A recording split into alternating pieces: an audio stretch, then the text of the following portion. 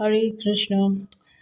आज सुंदर टेक आहे माझ्याकडे romance and love oracle card आणि आपण फक्त बघणार आहोत लव्ह मेसेजेस. त्यामुळे ही रीडिंग फक्त त्या लोकांसाठी आहे जे कदाचित सिंगल आहेत किंवा एक्झिस्ट रिलेशनशिपमध्ये आहेत or may be the no contact situation असेल किंवा काही कारणास्तव बोलत नाहीत. It's only a love messages. Okay, युनिवर्सकडनं तुम्हाला काय लव्ह मेसेजेस आहेत ते आपण बघणार आहोत. सो काही लोकांना हे रेझोनेट करू शकेल, काही लोकांना रेझोनेट करणार नाही. Just consider as a divine guidance. Okay, so काय आहे लव्ह मेसेजेस? हो हो, एकदम जोरात 2 कार्ड्स जम्प केले आहेत. अजून आपण 2 कार्ड्सची एनर्जी घेऊया.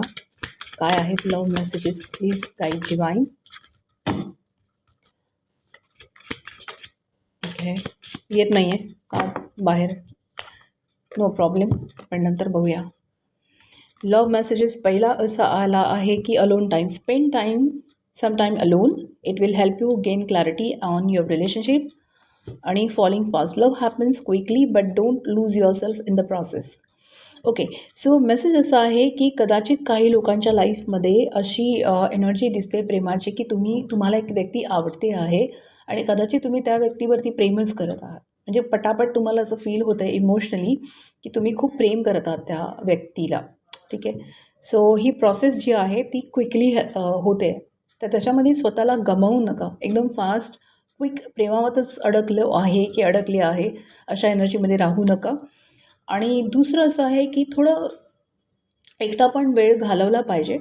ओके, 24 आवर्स तुम्ही फक्त पार्टनरच्याच विचारामध्ये राहू नका. तुम्हाला रिलेशनशिपबद्दल काही चांगली क्लॅरिटी यायची असं वाटतं आहे तर जरा एकटेपणात वेळ घालवा. एकटेपणात वेळ घालवण्यात थोडा वेळ मिळतो, विचार करायची एनर्जी येते. ओके, आणि अजून एखादा कार्ड एक आला आहे इथे बघा, जम्प झालं आहे. If you can see this here.